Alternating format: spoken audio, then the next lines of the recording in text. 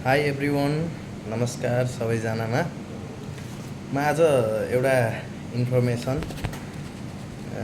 तपाईँहरूमाझ share गर्न मन लाग्यो।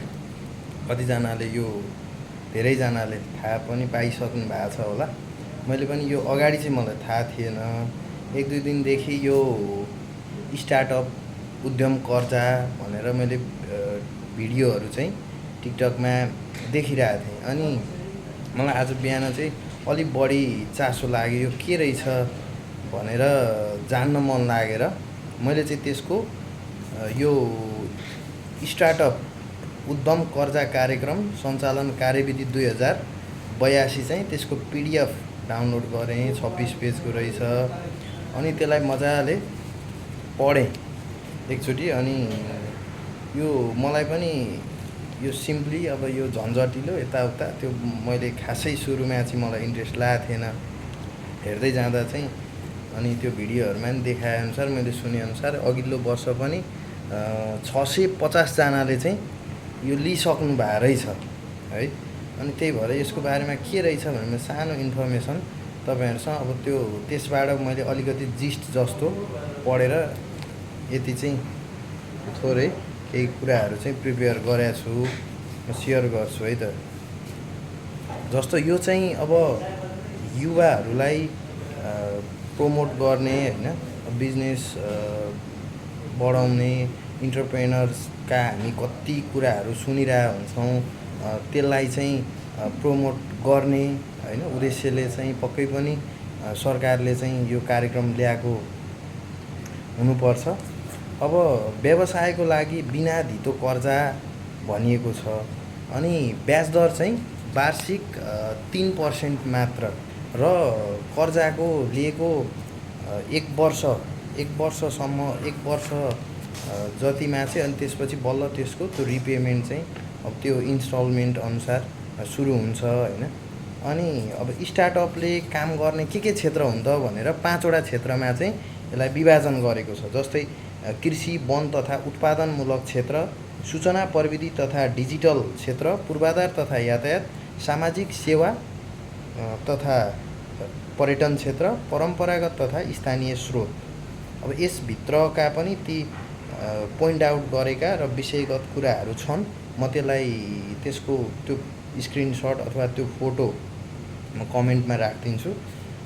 स्टार्टअपको अब यसको योग्यता हैन क्राइटेरियाहरू पनि अब के हुनुपर्छ त योग्यताको लागि भनेर। अब जस्तो प्राइभेट फर्म, साझेदारी कम्पनी वा सहकारी संस्था उद्योगको रूपमा दर्ता भएको 10 वर्ष ननागेको हुनु पर्यो।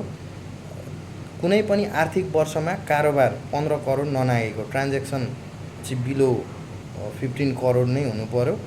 र कुनै पनि संस्था अथवा कम्पनी अथवा केहीसँग नगाबिकन र केही कुनैबाट नटुटी भनेको नछुट्टिकन चाहिँ भएको आफैले चाहिँ सुरु गरेको हुनु पर्यो। र नवीन एवं सृजनशील सोच र प्रविधिको उपयोग भएको, अब टेक्नोलोजी चाहिँ कुन हिसाबले के कुरामा एडाप्ट गरेको छ भन्ने कुरा भयो यो चाहिँ हैन।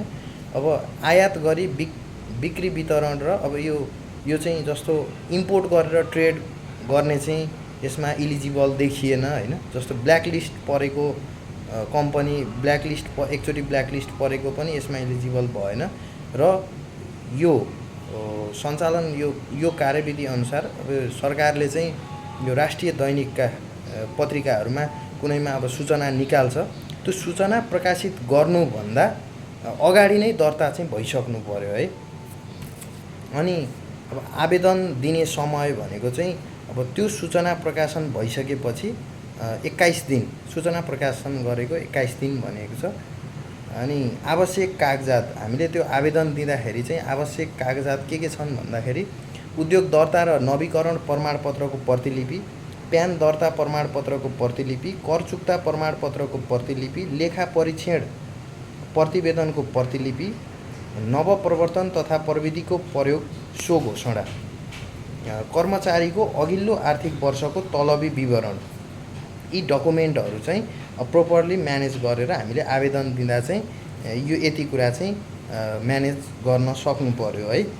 अनि मूल्याङ्कनका आधारहरू अब के बेसिसमा चाहिँ सिलेक्ट गर्ने त होइन। मेन कुरा चाहिँ जस्तो हामीलाई झट्ट यो कुरा सेयर गर्दाखेरि मैले पनि सुरुमा सुन्दा अब यो भनौँ न एक हिसाबले चाहिँ अब कसले कसलाई भन्छ के गर्छ यो भनसुनको आधारमा हुन्छ कसले पाउँछ त्यो होइन। यहाँ चाहिँ प्रपरली चाहिँ सिलेक्सनको चाहिँ बेसिस पनि राखेको छ। जस्तो उद्यमको हालको अवस्था, कुनै तपाईँले एउटा बिजनेस रन गरिराख्नु भएको छ त्यसको चाहिँ अहिलेको कसरी चलिरहेको छ होइन, तपाईँको त्यो प्रोडक्ट के उत्पादन भइरहेछ, तपाईँले त्यसलाई चाहिँ कसरी अब बेच्ने कुरा छ भने सेल्स कस्तो छ भनौँ न। एक हिसाबले चाहिँ उद्यमको अब इन्डस्ट्री बेसमा हो भने उत्पादनको अवस्था के छ, त्यो सबै कुराहरू उद्यमको त्यो हालको अवस्थालाई चाहिँ 12% राखेको छ। उच्च वृद्धिको सम्भावना, अब ग्रोथलाई चाहिँ अब के छ त ग्रोथ पोटेन्सियल होइन, त्यसलाई चाहिँ 10% राखेको छ। प्रविधिको अवलम्बन, कुन खालको टेक्नोलोजी एड्याप्ट गरेको छ त्यसलाई चाहिँ 15%। अनि परियोजनामा चाहिँ प्रयोग हुने कच्चा पदार्थको स्रोत, जस्तो अब र मेटेरियल स्वदेशी यहीँ नेपालमै त्यसको सोर्स छ कि तपाईँले र मेटेरियल इम्पोर्ट गरिराख्नु भएको छ कि होइन, इम्पोर्ट गर्ने हो कि त्यो र मेटेरियलको चाहिँ सोर्सको त्यो तपाईँको प्रोजेक्टमा युज हुने त्यो र मेटेरियलको स्रोतको आधार त्यसलाई पनि 10%ले 10%ले बेसिस मानेको छ है। अनि व्यावसायिक प्रस्तावको प्रस्तुतिकरण, अब बिजनेस प्लान त पक्कै पनि दिन पर्यो होइन, मैले के गर्दैछु मैले कसरी गर्छु भन्ने कुरा त अब दिनु पर्यो, त्यसलाई चाहिँ 6% राखेको छ। उद्यमको क्रेडिट अप्राइजललाई 15%, अब कसरी गरिराख्नु भएको छ, लोन लिएर गरेको हो कि के छ त्यसको अवस्था होइन।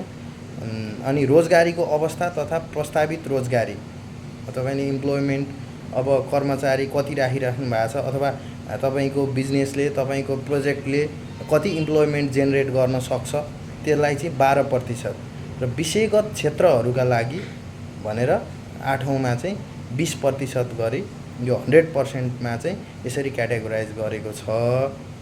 म चाहिँ यसको यो PDF तपाईँहरूले राम्रोसँग मजाले पढ्न सक्नुहुन्छ। म यसको चाहिँ यो स्टार्टअप उद्यम कर्जा कार्यक्रम सञ्चालन कार्यविधि 2082 यसको PDF पनि हाम्रो उद्योग वाणिज्य तथा आपूर्ति मन्त्रालय अन्तर्गतको चाहिँ त्यस एउटा यो औद्योगिक व्यवसाय विकास प्रतिष्ठान IEDI industrial enterprise development institute, अब यसले चाहिँ यो इम्प्लिमेन्ट गर्छ होइन।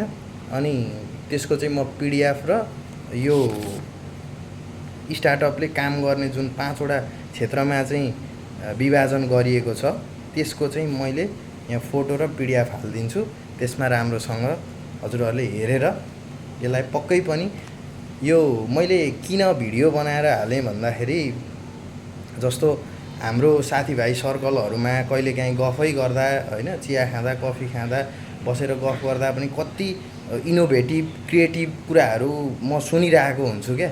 जस्तो यो 1 जना 2 जना 5 जनालाई पनि एउटा त्यो क्रिएटिभ इनोभेटिभ माइन्डलाई चाहिँ एउटा प्रोडक्टिभ फेजमा लान सक्यो र त्यो चाहिँ एउटा लेभलमा पुग्यो भने, 1 जनाले मात्रै पनि गर्न सक्यो भने चाहिँ त्यो धेरै राम्रो हुन्छ है।